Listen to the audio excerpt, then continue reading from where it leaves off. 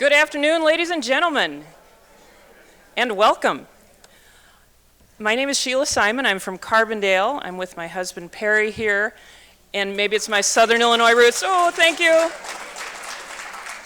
It's probably my Southern Illinois roots that got me the ticket to introduce your speaker today. But they gave me very sharp limits. They said you have only 2 minutes to make this introduction. I thought, what can go into 2 minutes that's meaningful? A song.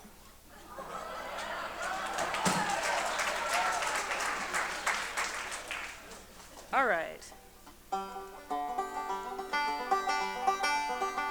Those who celebrate humanities are glad that you're here. They promote this kind of festival throughout the year, but they do not like your phones, so please mute their tiny tones so the history of banjo can be heard loud and clear. Yes, the history of banjos must be clear. It's the Illinois State song, by the way. I just rewrote the words. May I introduce the Duke Professor, Laurent Dubois. He has mastered banjo history, and please don't guffaw. If you're thinking redneck song, then your thinking may be wrong, and you'll leave here feeling wonderment and awe. I said awe, yes, you'll leave here feeling wonderment and awe. Ladies and gentlemen, Professor Laurent Dubois.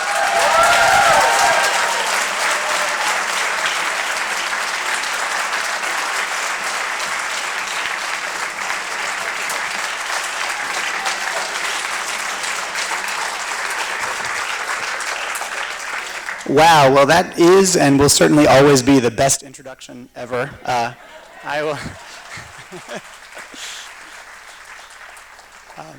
will try to live up to it in whatever way I can. Let me just pull this up here. I actually start with something that many of you may recognize. Anybody know whose banjo this is? This is a famous, very famous banjo. Yes, sir? Pete Seeger's banjo, that's right. And on it is written a kind of theme that I try to carry through in my work, which is, it says, "This machine surrounds hate and forces it to surrender." It's a kind of softer version of the Woody Guthrie, "This machine kills fascists," which he had written in his... So the banjo is this incredibly iconic instrument in our culture. Here's a kind of symbol of it, Pete Seeger's. Another obvious presence of it is in the music of bluegrass, started by Lester Flatt and Earl Scruggs. It is an instrument that in the 19th century boosters really argued was America's instrument. It was the one instrument that America could fully claim, the instrument this continent had created, and in that sense a kind of fundamental part of our national culture.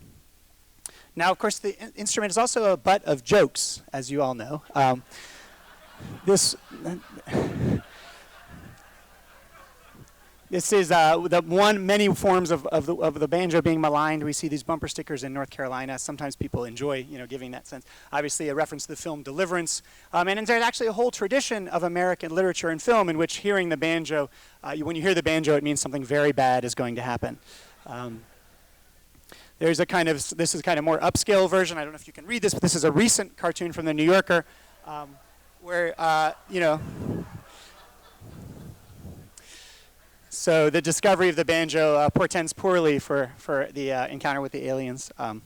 And then for those of you with small children, I put this one. This is a little clip from Phineas and Ferb, where Ferb, who's English, is trying to convince his cousins that he really has not become totally American. At which point, someone hands him one of his things that he's left at their house, a banjo CD, thus undermining his whole claim to not having kind of given into American culture. But so there's this kind of sense of the banjo as the iconic American instrument, and that's really what I'm going to meditate on today.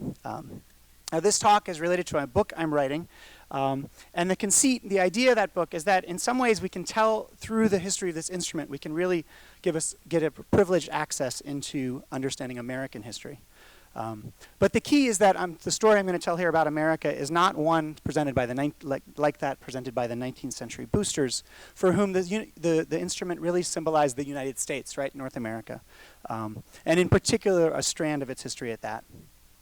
But what I'm going to argue is that the banjo forces us to see American cultural history as what it is, a much larger story that connects the Caribbean and different parts of North America. So in some ways, the banjo, I'm going to argue, is really the most American of instruments. But that's precisely because it emerged from a history of slavery, of the plantation, of Afro-Atlantic cultural exchange and formation that has never respected borders in their history. So to find our way back to today's banjo, we have to travel not just to Africa in order to understand the instrument's foundations, but also to the Caribbean, where in fact the earliest sources about the instrument exist. Now, in making that journey, we follow the tracks of a great Chicagoan, the pioneering scholar of music, Dina Epstein, who some of you are probably familiar with. Now, she was an amazing researcher, spent her life working on the history of African American music.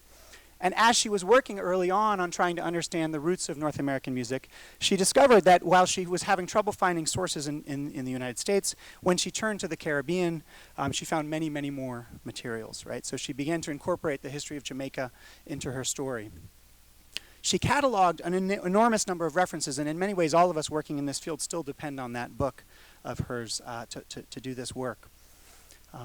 But in some ways, my work kind of follows in the traces of hers.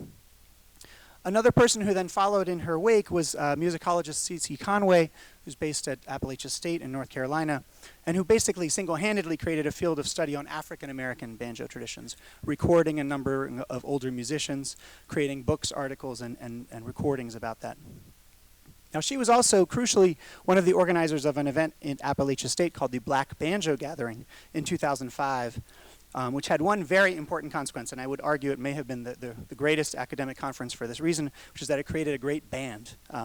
The Carolina Chocolate Drops, who some of you may know, now Grammy-winning, who have decided to kind of respond to the disappearance of African-American string band music, as they saw it, by working with some elderly masters of the music and launching it into a new phase of its existence. And in many ways, they have succeeded in doing that, of bringing back a whole style of banjo music.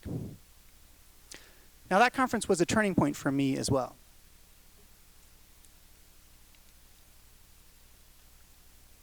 I went to it because I had picked up a banjo and was starting to learn how to play. But what I learned at that event was that there was a kind of whole history in the Caribbean that had yet to really be explored. And so that's what drove me into this project. Now, in this work, I'll admit, I'm biased about this. All of my work is what I like to call Caribbeanocentric. I kind of see things, kind of argued again and again, that kind of Caribbean is the center of, in terms of the origins of modern democracy, for instance, a particular role in the history of the Age of Revolutions. So in some ways, I'm continuing that in this book, although I hope that I'll at least convince you partially that this is a good argument. Now, the work on the banjo, of course, is a bigger part of what many historians are doing now, which is to look very closely at the ways that the U.S. and the Caribbean have been linked over past centuries. Rebecca Scott, who presented earlier this today, and who's one of my mentors, has done this in a beautiful new book. But I guess what the maybe quixotic ambition of this talk is to tease out in some broad ways what the curious story of the banjo tells us about America. What's really struck me as I've dug through the kind of archives of the banjo, if you will, is a kind of odd continuity and repetition across time. The banjo and its music have, since the 17th century, constantly been reinvented and redeployed. It has been a tremendous, near constant, it's been at the heart of tremendous and near constant forms of musical innovation. And yet, through many of these reinventions, it has also constantly and successfully been presented as something very, very old, as a concentrated form of tradition. An instrument defined most of all by its rootlessness, it has again and again become a comforting and powerful symbol of roots.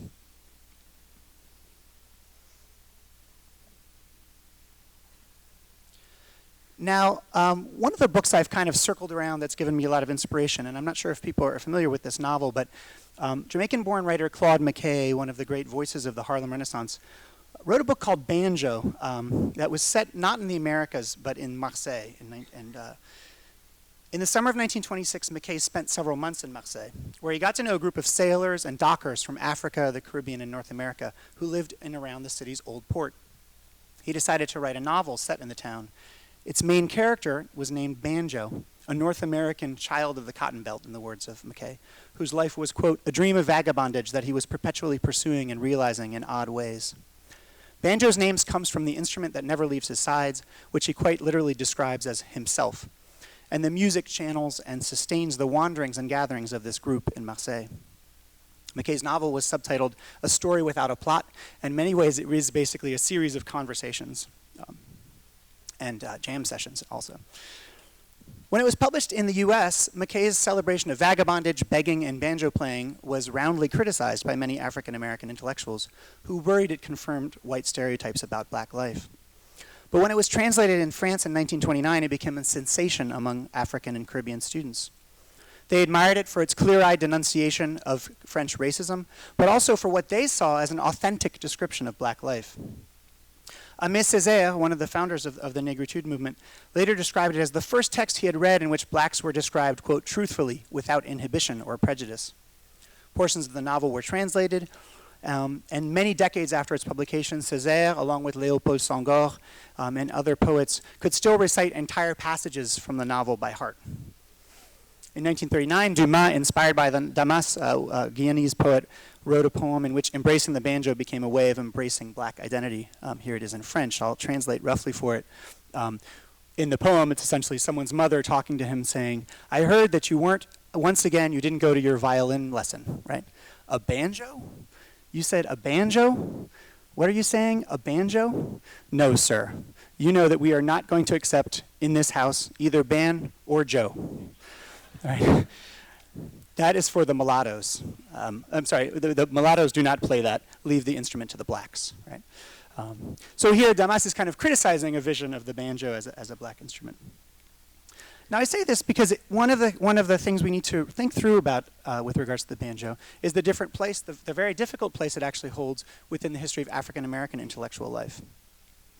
In many ways, the response to McKay's novel was quite logical. In the US in the 1920s, the instrument, having been widely popularized through blackface minstrelsy during the previous century, was inextricably linked in the minds of many African American thinkers with racist stereotypes of minstrelsy, and more broadly with the widespread nostalgia for the plantation. Now, this was still true despite the fact that the instrument was very key in early jazz music and ragtime. And there's a long history of characters named Banjo surfacing in very racist literature. Now, McKay actually thought that he was taking on these ideas in his novel, and indeed the whole debate about the banjo is one of the things that animates his books.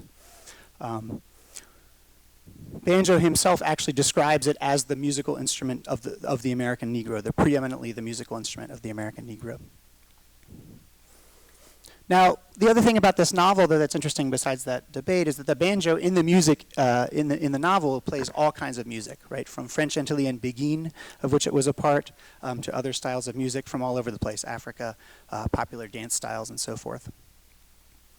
And so what I want to suggest in some ways is that this novel gives us a way into this instrument in a critical way. The dream of vagabondage that Banjo, the character, lives is in a sense the larger story of the banjo itself. The instrument could easily be stamped with the words placed by the French police in the identification documents of many of McKay's characters, nationality doubtful. Now, McKay's novel still perplexes a lot of readers, but for me it's been a kind of guiding force in what I'm going to be talking about now. The point about the banjo is that in some ways this instrument is about a set of constant references to something African, something vanished and perhaps irrecoverable and yet ever present. Something that is invented and imagined into being as it is referred to.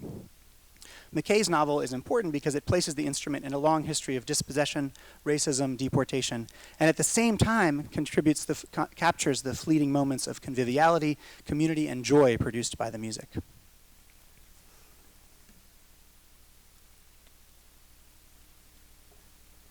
Now, there's a debate among the community of people working on the banjo about whether we should call ourselves banjologists or banjoologists.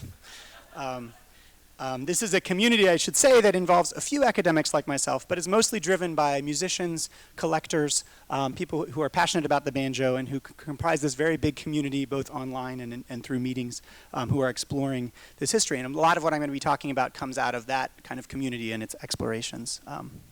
Now, I titled this Down the Rabbit Hole because at a certain point when I started trying to understand the history of this instrument, you realize that there's no beginning, right? That as far back as you'll go, you'll find societies that have instruments, banjo-like instruments with gourds and strings. You can find them in India, you can find them in China, and so forth. Here there's an image I particularly like. This is a kind of medieval depiction of the apocalypse in which you see people strumming the guimbri, which is one of the North African, probably inspires for the banjo. Oh, yes. Is that possible? Sorry, some of these are a little dim.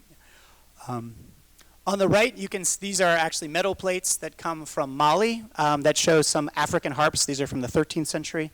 And even further back, this was an instrument found in a Roman grave, a woman's grave in Rome, made of wood that was from the tropics, probably from Africa, and had been played by this person. So that's just to kind of give a sense that in some way when we talk about these new crossings and new transformations in the Americas, we're going back over a kind of part of a longer story. And in particular, there's a long, long history of Northwest Africa and European music interlocking, having exchange through the course, starting in the 7th century and even earlier. So what we have in the Americas is kind of African and European musical traditions encountering one another again, right, and after having already been in circulation for some time. I just want to emphasize that. And this is something that Ned Sublette in a book called Cuba and Its Music emphasizes, I think, really well. Now, the immediate origins, though, of the American banjo go back to 17th century Africa. And that is where scholars have been recently focusing to try to understand its history. Now, recently, a few instruments in particular have garnered the attention of scholars. On the left, the kalam, that's played in certain parts of West Africa, and more specifically on the right, this instrument, the Akonting, which has become an object of great attention in probably about the past decade on the part of banjo players and banjo researchers. The story is an interesting one, actually, because the person who kind of first made this link is a retired Swedish telecommunications executive named Ulf Jagfors, who has devoted his fortune to tracking down the kind of history of the banjo, and happened to meet Daniel Jata, who is an Akonting player, and who kind of clued him into this connection. And the two of them have then worked to set up a little school in the Gambia where musicians from the United States go and study the Akonting and so forth. I'm going to just play you a quick video that shows you a little bit about the Akonting so that you can understand this instrument.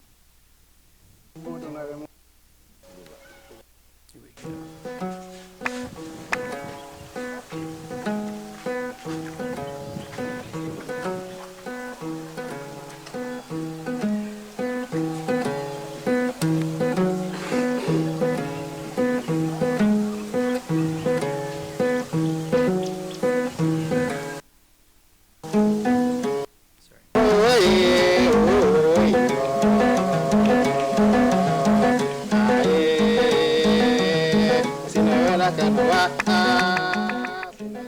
And the key here is, if for any of you who've played clawhammer banjo or seen it, you'll see that there's a very similar technique, that the downstroke with the right hand.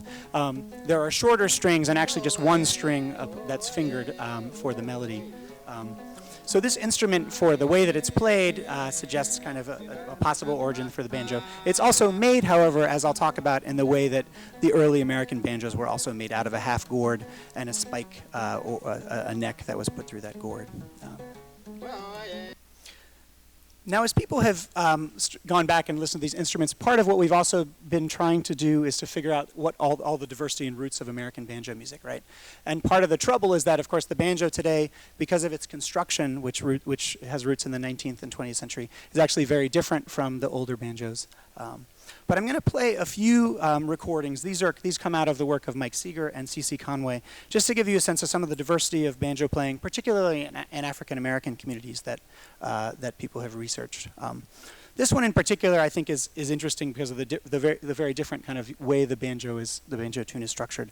Lucius Smith, who I'll play again another recording from in a moment.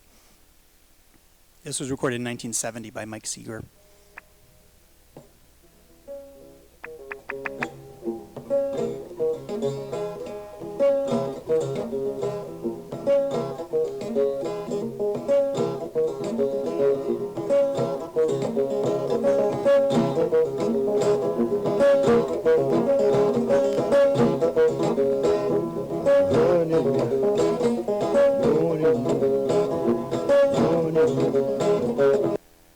So part of these kinds of recordings give you a sense of trying to understand the structure of banjo music that I'll mention a little bit more in a minute, but also to give you a sense of the diversity of musicians. Because one of the things I think that's really critical to understand in this history is that the musicians' search for kind of innovation and for new sounds and for different ways of playing has always been one of the driving historical forces here, right? And it's hard to capture in some ways. But Lucius Smith in particular is a musician of incredible range. When he was recorded in 1942 by Alan Lomax, you just heard one of his pieces. he played first this in this recording this song, which is a fife and drum song.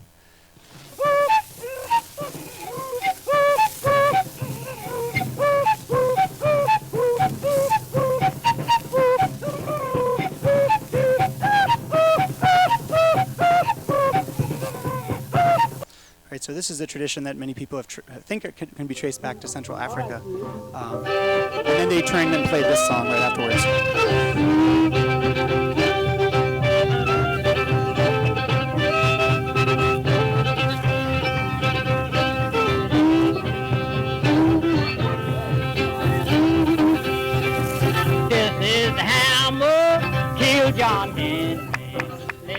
Right, so it's partly just to make the point that in the same kind of group of musicians, you could have all of these different traditions kind of merging and shaping what folk music would become in the United States. One last short video, just because this figure is a particularly compelling one. Dink Roberts, who was played an incredible banjo, was basically rediscovered by C.C. Conway, having not played for many decades. And here's one of the films they took of him in the 70s, and I think they actually brought him this banjo. He didn't have one at the time. That's a new one on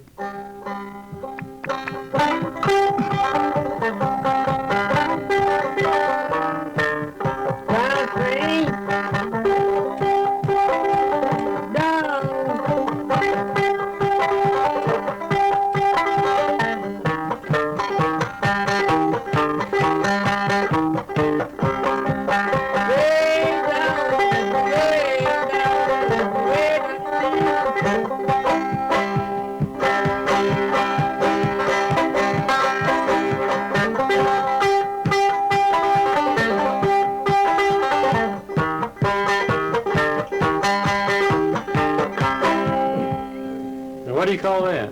Downspring. Downspring? Mm-hmm. Get a little drink of water. Oh, yeah. That makes sense. Downspring. You could actually hear CC's laughter there in the background. But anyway, now Dink Roberts' son, John Roberts, also recorded a number of songs. And one of the things I've been working on, in particular with Dave Garner, who's a graduate student at Duke, is to try to do more technical analysis of banjo music itself, which surprisingly has not received that much theoretical analysis. And part of the question is kind of what structures a lot of these banjo songs, right? How are they constructed? How do they work? And I'll just play you a little bit of this song. And for those of you who can read music, you can see that the effort here has been to try to understand the way in which a series of fragments of kind of melodic fragments get kind of intersected in banjo songs, but often with very, very complex rhythmic quality, right? So a difference of meter and kind of interruptions that creates some of the dynamic of the movement. And I'll say that this is really just the beginning of a process of trying to understand what we can take from these songs, but I did want to show you that.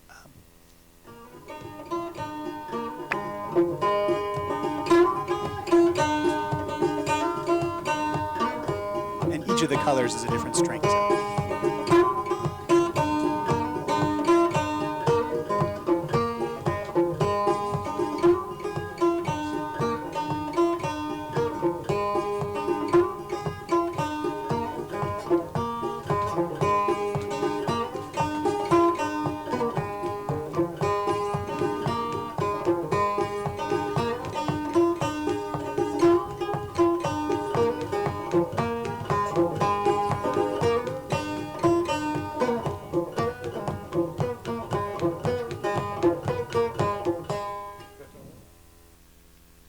Okay, so I wanted to give you a sense of that, and in some ways just to give you a sense of where we've been at, which is that on the one hand, there's been looking at African origins, and the other looking at kind of African-American banjo traditions, trying to understand what they might tell us about the history of the banjo.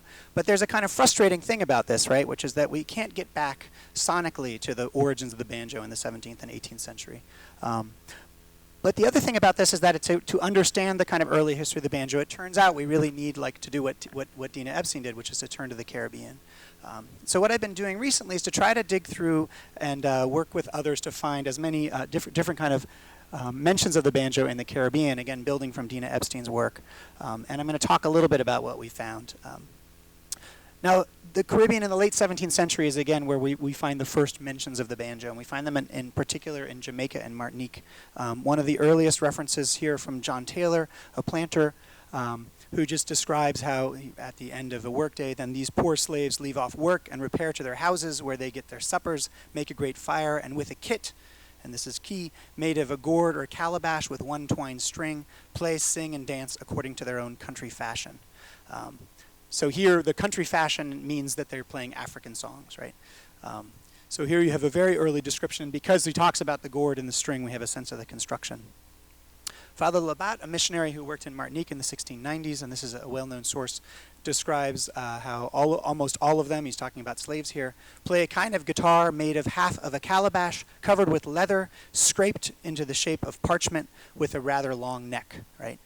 So here you kind of get a sense of a gourd with that parchment on top, and then the neck. Now Hans Sloane, who had traveled in the Caribbean in the 1690s and actually collected a banjo, you'll see a sort of, or a banjo-like instrument, let's say. You'll see an image of it in a second. That instrument was brought back to England, but unfortunately has disappeared despite many people looking for it. It was probably in the collections at one point of the British Library. But Hans Sloane wrote this, published in 1707, but about his trip in 1690s. They have several sorts of instruments in imitation of lutes, made of small gourds fitted with necks, strung with horsehairs or the peeled stalks of climbing plants and withes. These instruments are sometimes made of hollowed timber, covered with parchment or other skin wetted, having a bow for its neck, and the strings tied longer or shorter as they would alter their sounds. Now here what's critical is one of the things that's going to define the banjo right into its present is the presence of this shorter string, or in this case a few shorter strings that would be played in different ways. And here you can see this kind of image. The second instrument is the one that he collected in Jamaica, the first image we have of an American banjo. And you can kind of see there the calabash and the flat neck. Now, I'll mention this a few times, but one of the key issues involved in understanding this history is when the flat net comes into use. Most African instruments, in fact, pretty much all of these instruments have a spike neck, meaning basically a stick, whereas the flat neck you see in the Americas. But the spike neck did persist in America at least into probably into the mid-19th century, we think. So there's a kind of a cohabitation between these two. But obviously having a flat neck allows for more strings and a different kind of style of playing. Now, the first appearance in North America actually is, I know this is difficult to read, but this is just from the New York Weekly Journal, which has a description of a Pinkster celebration during which banjos are played in the Hudson Valley. And it's only after this source that we find other mentions in the Chesapeake, interestingly in the 1750s in runaway slave ads, and then increasingly by the late 18th century in different places in the United States. Now, it shouldn't come as a surprise that this instrument probably emerged, or at least was documented first in the Caribbean, which after all was a kind of center of the Atlantic slave economy, had been developed as a plantation system much earlier, and had very, very large, high concentrations of Africans in a number of Caribbean colonies. Now, one of the great things about this project is that there's a lot of historians working on the Atlantic world, but I'm really the only one who cares about the banjo. So whenever they find sources, they send me one. And it's true that there's a lot in the archives, a lot of mentions on plantations and so forth. So there's a lot more of this kind of archival material that does allow us to get a sense of what's going on with this instrument. Now I'm going to turn to a couple of examples of its presence in visual art. Some of these paintings you might be familiar with. This is actually in the Library Company of Philadelphia, 1792, Liberty displaying the arts and sciences. The kind of narrative of this image you can kind of see. It's a kind of leaving behind older practices, perhaps barbaric practices in order to embrace reading and education. But what you perhaps can't see here, but you'll see now, is that in the background, one of the things that's kind of being left behind is the banjo, right? And particularly interestingly, this is very much looks like a gourd banjo, probably with a spike neck. That's figured here and essentially as a kind of past instrument, right, as something being left behind. Now, the other image that again has gotten a lot of scrutiny. It's an image. It's sort of on a lot of book covers about slavery in the United States. This is a very rare watercolor of a group of slaves in South Carolina dancing. Only recently was the provenance of this painting discovered by a great researcher at Williamsburg who figured out who painted this, and he was a planter in South Carolina. Now, what's remarkable about this image, there are a lot of things here, but the clothing, the level of detail, but then you can kind of see there's also a lot of detail given to the musicians. A drummer and a banjo player playing together. And here what you see is a banjo constructed out of a gourd with a skin head.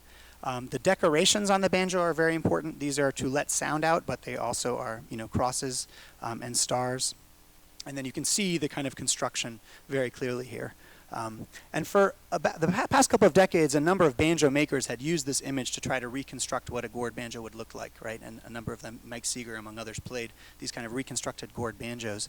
They liked them in part because unlike today's banjos, which sound much more metallic, these have an incredibly mellow sound, right? They're made out of gourd and wood, so they actually have a very different kind of effect, sonic effect. Now this image has long kind of puzzled people for trying to figure out exactly what it depicts. And the puzzle gets deeper because there's actually a second version of this image in North Carolina in the Mint Museum, whose provenance is really not well known. But here it is. Now, anybody see what the differences are? I know it might be a little hard for you to see, but there's something in the foreground here. A frog, that's right, okay. Now the frog is the easiest thing, but there's a number of things here. On the wall, there's this kind of figure here, a kind of human figure, let's say, in red and blue.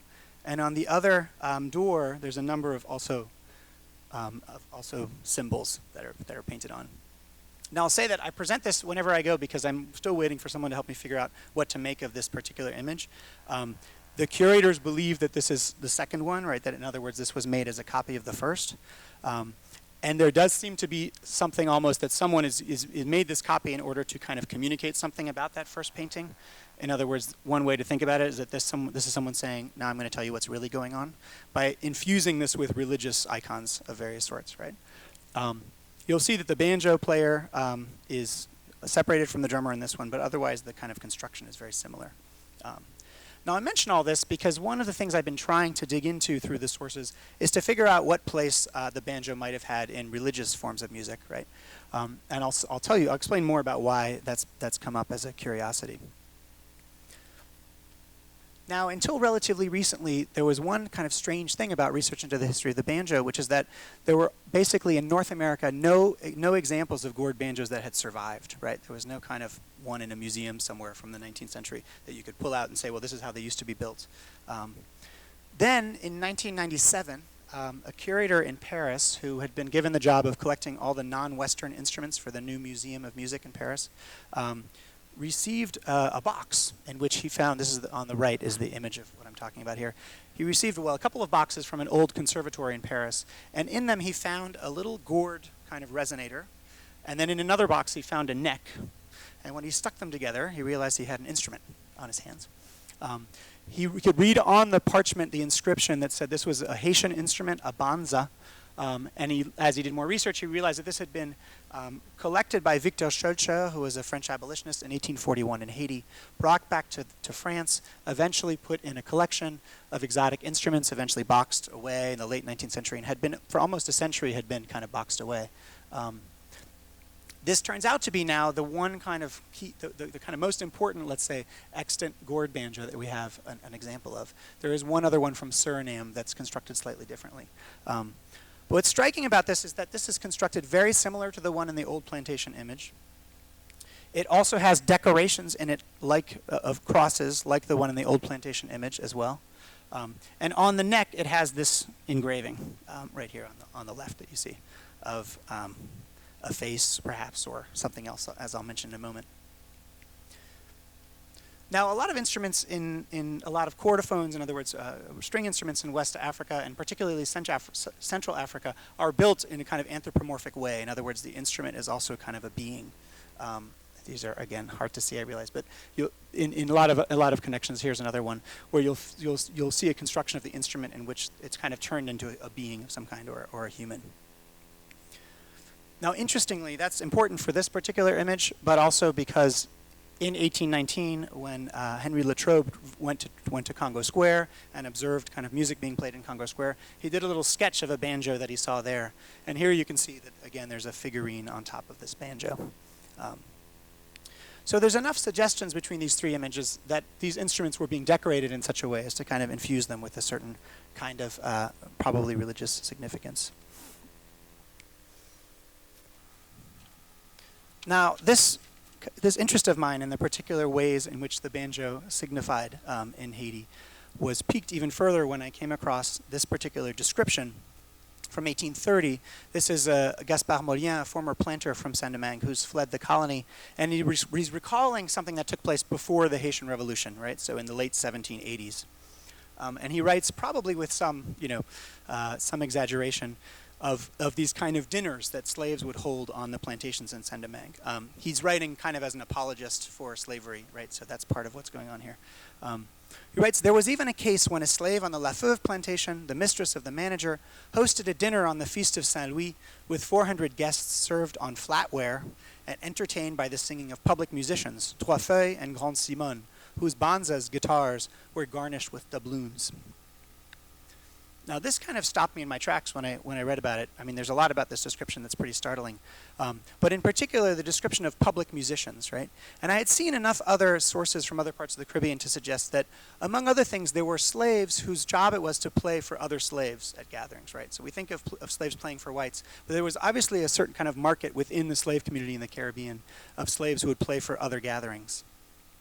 But specifically, these two musicians, and these names of these two musicians, right? These kind of names that they present.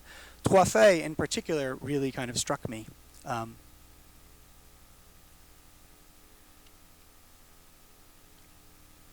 If any of you are familiar with the kind of tradition of Haitian music, you'll know that there's a song called Trois Feuilles. Here it is. That is really anthemic. It's a kind of a song both in Haitian popular culture and in voodoo itself that quite simply in Creole kind of puts forward the idea of the need to continue tradition, right, to maintain tradition. The song is essentially, the words of it quite quickly simply say, 3 leaves, 3 roots, if I throw them down, I will forget. If I grab them, if I pick them up, I'll remember, right? And in that sense, those are the first 4 lines of this song. It's a kind of urging to remember Africa, remember that connection.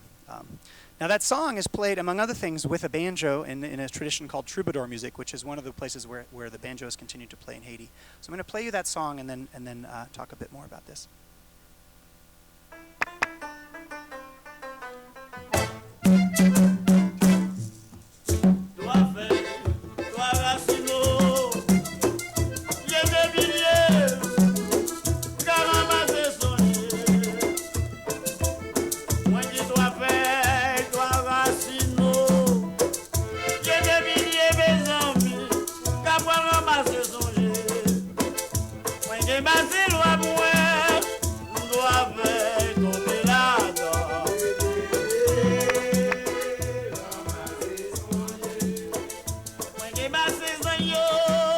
Now, the thing about this song in particular, it goes on for 10 minutes, it's a nice song, but is in particular, first of all, the musicians in that version then segue, which is often done in these songs, into a song that's about the middle passage, right? And there's a number of these songs in Haitian tradition that describes how when the boats were filled with people, they were also filled with gods, right?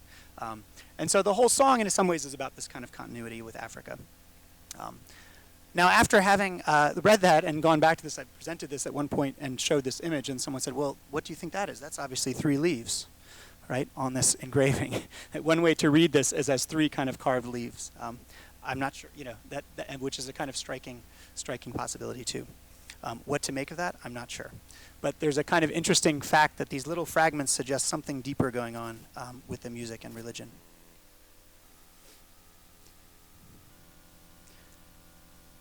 So thanks to these materials, right, which I'm still gathering, we can start to reconstruct, at least in its broad strokes, the story of how artisans and musicians on the plantations and in the ports of Americas created what we know as the banjo, right, based on African instruments over the 17th and 18th centuries. Now, one thing that's really interesting about this is that it was a process of homogenization, right? Now, if you look to West Africa, there were and there still are incredible variety of instruments, right? Different instruments constructed in different ways in different regions, played differently by different musicians. Whereas in the United States, you have a relatively quick process. I mean, in the Americas, you have a quick process of homogenization, and that's partly what I want to meditate on as I conclude here. At a talk at a conference on Black Atlantic biography, historian Joe Miller, one of the great specialists of the history of the slave trade, captured what I think of as the core of the process I've been trying to explore. The Atlantic, he explained, was a catalytic historical space because, quote, if you went out into it, whether leaving from Africa or Iberia or anywhere else, you had to learn how to deal with an incredible variety of strangers. When he said that, it occurred to me immediately that the banjo emerged perhaps in part in order to deal with that challenge, right, through music. The instrument had its roots in West and Central Africa, but it took this incredible variety of instruments and it began to condense them, to homogenize them in one form of instrument. The Atlantic banjo drew on key aspects of what had come before, but it also responded to the problem of mass dislocation and of constant movement. A musician in the Atlantic world, if he was to be able to fall in and participate in various performances, needed something that could travel, right? Something that was recognizable in different spaces. The Atlantic space in particular was a world of ports and ships, and the musics of that space had to be able to travel as well. So the banjo, as it consolidated, I think that began to look the same in Haiti and South Carolina and New York and other places, in some ways responded to that need. And it's that consolidation that took place over the 18th and early 19th century that became the foundation for the kind of modern banjo. That banjo, I won't tell the whole story today, but that became something that was produced through more industrial means in the early 19th century with the rise of minstrelsy, and eventually became a kind of a mass-produced instrument by the late 19th century. Now, I'm going to talk a little bit in conclusion, for a few minutes, about some of the traces we can find in minstrelsy of some of the processes I've talked about here in the Caribbean of the banjo as a kind of form of memory. Slave narratives from the WPA and elsewhere are full of descriptions of the banjos and fiddles played at Saturday nights. There's a lot of presence of it in American literature as well. Blackface minstrelsy, of course, has really shaped our view of the banjo, and so much of it was organized around racist portrayals of blacks and nostalgia for the plantation that it's in some ways been difficult to go back and understand it in all its complexity, although recently scholars have increasingly urged people to understand all of the different varieties of this minstrel tradition. It also, ironically, is one of the few places where we can find traces of this kind of earlier type of music through minstrel music. One example of this that's particularly striking, I think, is a song called Uncle Gabriel. Now, this is a song that was a common song in the minstrel repertoire, usually about funny stories about a silly, uncle who had donkeys and chickens and so forth. There are a lot of minstrel songs like that. But there's also a different version that circulated in a couple of places. We can read in a newspaper in Richmond that there was, in 1818, a black banjo player named Titus who sang songs at the racetrack. And he had in his repertoire, according to a local newspaper, an entire piece giving a true and graphic account of the capture of General Gabriel. Now, General Gabriel in this case is clearly Gabriel from Gabriel's Revolt, right, from 1800, one of America's great slave conspiracies. We're able to track down in the minstrel repertoire in 1848 from Christie's Minstrels sheet music for a song called Uncle Gabriel, which recounts in very specific detail this conspiracy of Gabriel. Here's how the words go.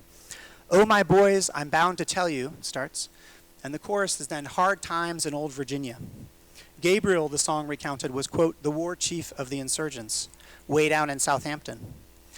The song names the names of those involved in suppressing the conspiracy.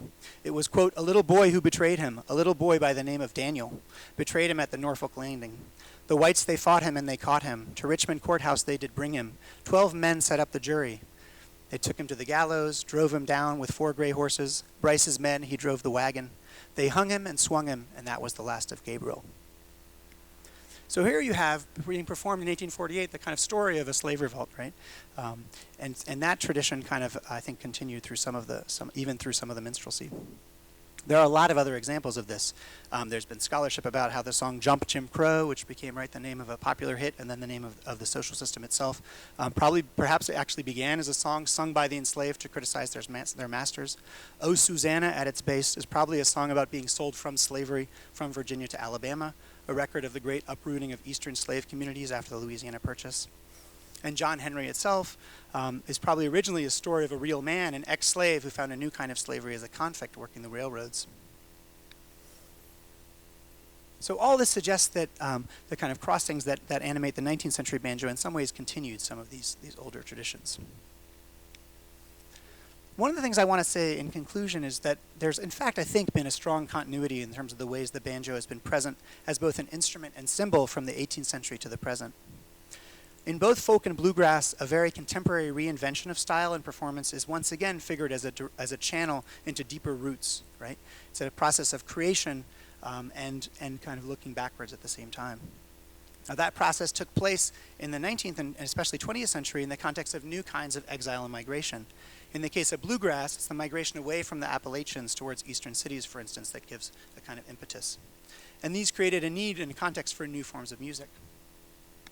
That invention of tradition in some ways is a part of a longer tradition, going back, I would argue, to the very earliest uses of the banjo in the Caribbean, where it was at first a sign of Africa in an attempt to connect to a world across the Atlantic.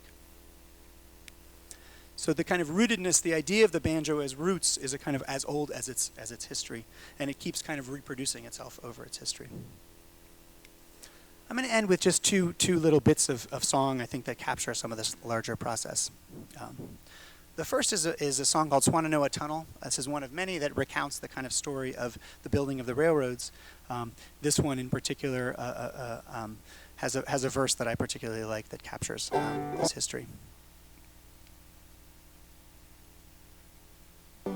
Oh, that's my home, baby, that's my home.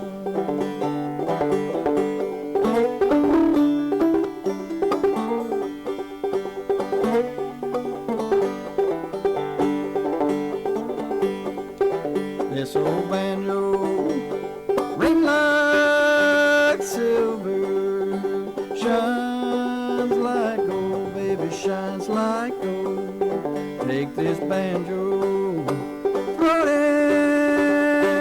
in the river. It ring right on, baby, shine right on.